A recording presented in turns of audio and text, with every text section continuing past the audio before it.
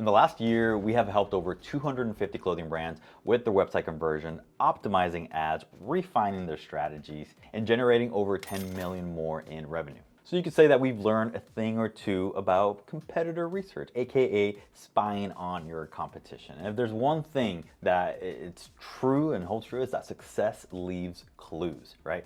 Billion-dollar clothing brands have honed in their strategies to really maximize visibility, maximize engagement, and actual sales and revenue. So if you're running an e-commerce clothing store on Shopify, understanding and learning from these brands can actually give you a significant competitive edge. So in this video, I want to walk you through some steps and some things and some tools and some features that I want you to use to spy on successful brands. This will allow you to reveal some of their secrets, and it will provide you some actionable things that you can do on your own store. Now, before diving in, I do want to address this aspect is like, spying on successful brands, right? Like, why can it actually help you? And maybe why wouldn't we do it as well? So number one, like, we want to be able to identify trends, right? We want to stay ahead of the curve by being able to spot upcoming things that some of these bigger brands are doing, some of the things that will become essentially mainstream in a few months, maybe a few years, right? You also want to be able to optimize your strategy, right? You want to be able to learn what's working and what's not working and allow you to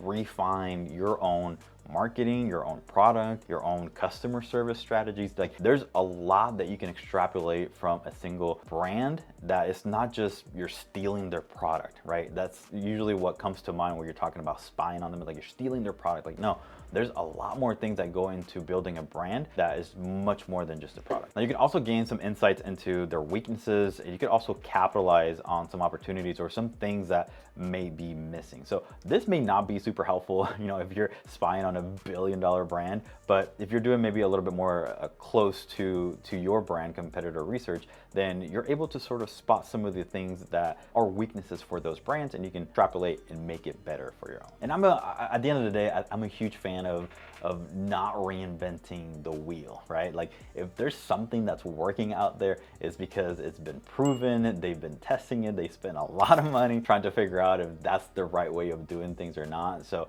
do not reinvent the wheel. But at the end of the day, the most important thing to remember is that you want to be able to serve your customers and you want to do a great job at it. So don't lose track of that. That's the most important thing, is your customers. So let's start with identifying the right brands to actually buy on. Which ones are the ones that are gonna give us the most bang for our buck here? So you definitely want to identify some of the top players in your particular niche. This could be direct competitors, or it could be actual industry leaders whose strategies or concepts or products you actually admire. So for instance, if you sell athleisure, brands like Lululemon or Vuori could be great targets. You've probably already heard of them, so you don't have to do a lot of research and trying to figure out who's who in the athleisure space. Now, looking for brands that align with your target audience and your market position is also going to be very important. Now, what tools can you use to search for the big guys, right? Who is it that it's out there that provides some of these things? So the first place is Google. I mean, it's just that easy. So now, something that I would encourage you to do with Google is use this piece of information or text right here. So it's site:/myshopify.com,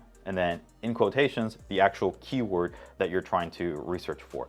So in this example, I have boutique. So I want to know what clothing stores are out there that are boutiques or have boutique in their name and that are Shopify stores. So this is a great way to search for that, because every single Shopify store has their actual domain name. So it could be, for example, it could be VG Collection, and then in the back end they could have vgcollection.myshopify.com, and that just automatically gets created by Shopify. Nowadays, I will say this is changing a little bit because Shopify is automatically generating these with just random string of letters. So this will probably not work with some of the latest brands out there, but some of the older ones, this is going to be absolutely a game changer for you, because you'll be able to search for that keyword and see all the Shopify stores that have that keyword inserted within their URL name. So if we scroll down here a little bit, you'll see we have Wild Oak, we have Pink Lily, we have Shop the Mint, we have Anchored Bliss. And as you can see, all the URLs in here have the .myshopify.com URLs. So very, very quickly, you can search for a lot of the Shopify stores that have that keyword of boutique.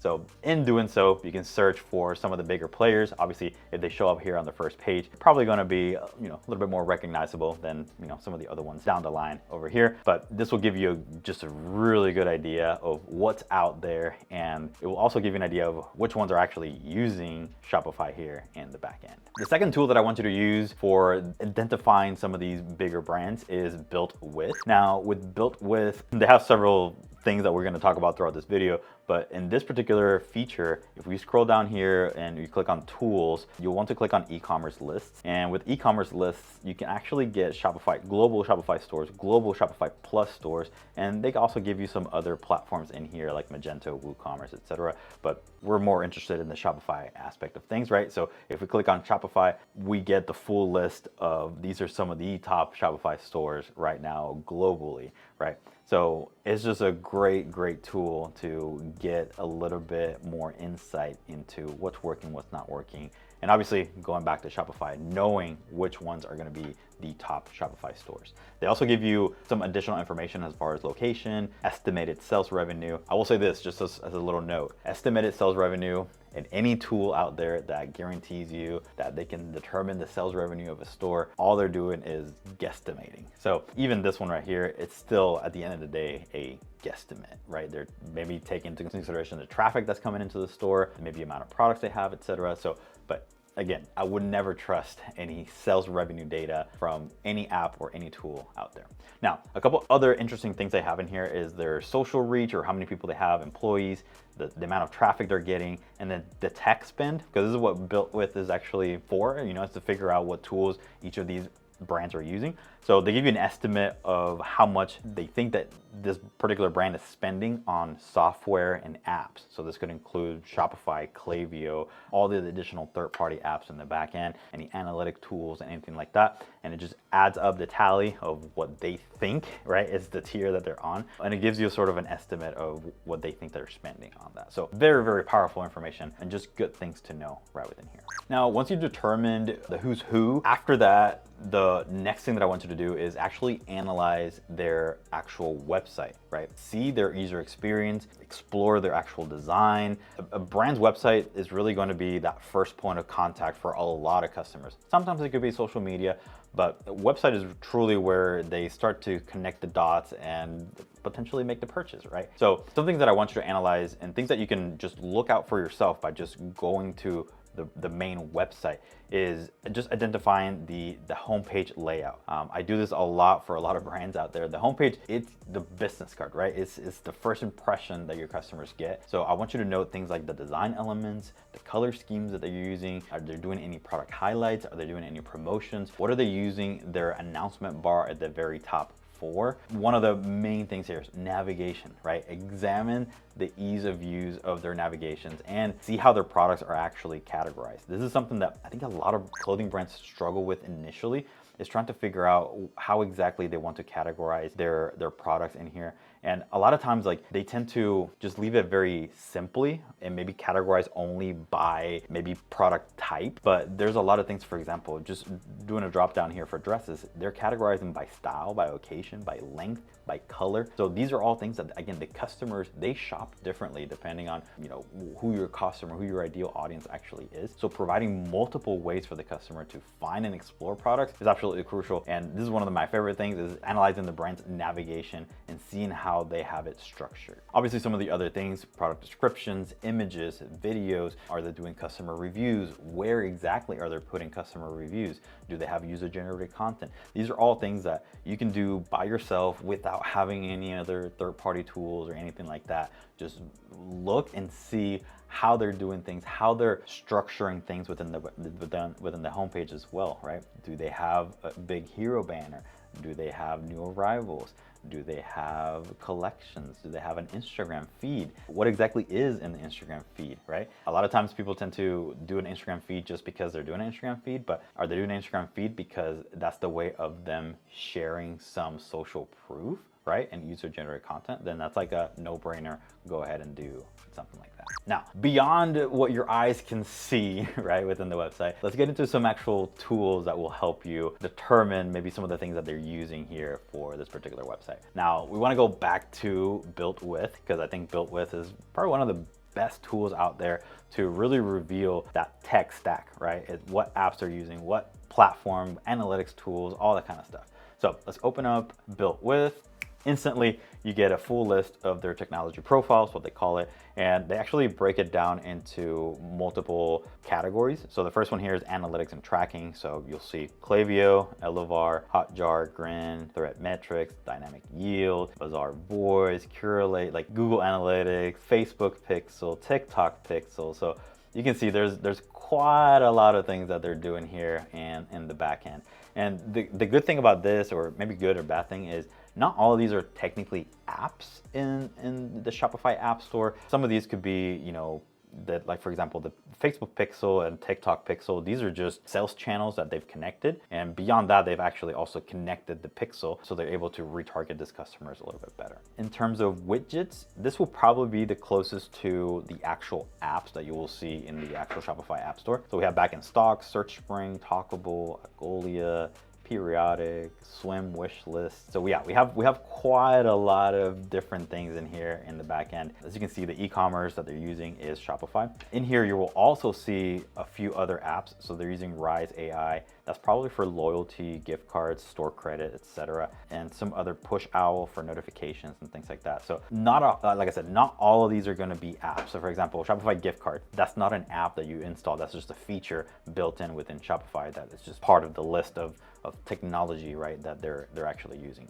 But if you are ever questioning what app they're using for X, Y, and Z, then going here through BuiltWith and then looking at the whole list and then trying to determine what is exactly that they're using is the best way to get the app, the exact app that that particular brand is actually using. So super, super, super powerful to know exactly how they're doing those features. Now, another great tool out there is Koala Inspector. This one works as a Google Chrome extension. So here we have their main just website here. As you can see, we are right now using Chrome. So we've already installed, they do have a free tier, so you don't have to necessarily pay for their features, but their paid features, you know, will help you a lot. So for example, here we have VG Collection, we just have a random product open. And if we click on Koala Inspector, it will automatically start to detect everything in the backend. So some of the cool things that it will tell you is the actual Shopify theme. Obviously for some of these bigger brands, the theme name will probably change, and there's really no way to determine what theme they're using if they just change the theme name. So as you see here, they just have a Vici V2 main 1 custom theme. So there's really no way there, and there probably is actually a very custom theme. So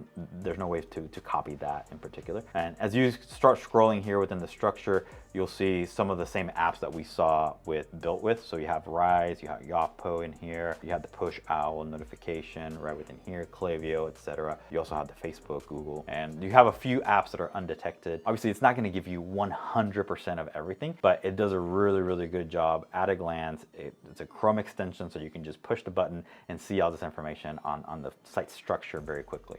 Now, a better thing that they also do is they give you things like product information. So they give you the first published product, the last published product, how many products they have on their store, lowest price, average price, highest price. They also give you best sellers, new products. You can actually see all the products right within here. So very, very powerful to do a lot of the research that we're talking about here. And obviously we're basically just scratching the surface here with Koala Inspector. They have a lot of other tools here like live trends, find their actual retailers that some of these brands are using, favorite products, shop the traffic, see their ad campaigns, all within just this right here. So again, if you like the convenience of it, Koala Inspector could be a great tool.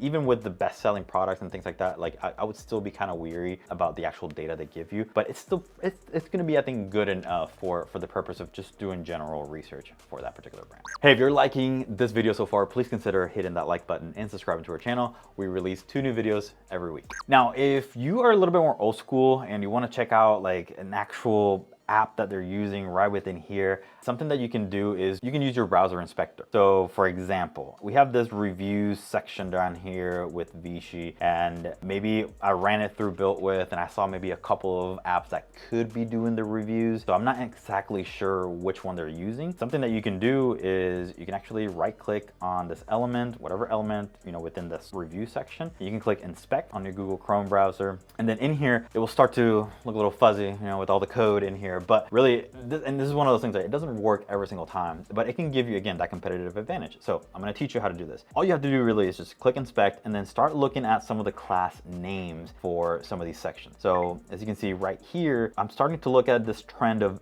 BV, right, included. The rest looks kind of random string of numbers and letters, but the class names for the headings for the review section starts with BV, and we kind of keep going up the supply chain here, and we get to like this one right here. It says Shopify blog Bazaar Voice. So BV probably stands for Bazaar Voice, and then you look at something like Bazaar Voice, and there you have it. It's a UGC and reviews platform. So this is what they are using to generate some user-generated content and get reviews to their store. Like I said, this doesn't always work out this way, but doing the inspect element could reveal, what app they're actually using in the backend. Now, you've identified a brand, you've looked into their website to see how they're doing, what they're doing. Now it's time to evaluate some of their marketing strategies. This is one of those things where there's a lot of different avenues that you can check within the backend. Now, I do want to go over two in particular, still kind of related to the website a little bit. Number one, SEMrush. Now, SEMrush, as any other tool, they do have a free tier within their account. Obviously, the paid version is going to yield a lot more results and a lot more things. But even with this free tier, let me just show you. Okay, and very quickly, you will see this report that comes in here. This will share good information about their organic and some of their paid traffic to their website. So as you can see up here, we have the authority score for their domain. We have organic search traffic, which is how many people are a month basically going to their site. Paid search traffic, which they're not doing a whole lot. They're getting a lot of organic traffic to their store. And then backlinks. This is how many people online are basically talking and linking back to Vichy collection. So at a glance, you can see they're doing a lot with their SEO in the backend. And to be honest, like a lot of this could be things that through time, it has been generated automatically. So not always does it necessarily mean that they've paid for all these things, right? But they've done the good work to get to this point. Right here where you can see organic and paid traffic, so you can kind of see the difference in how many people are actually going to their site via each of these avenues.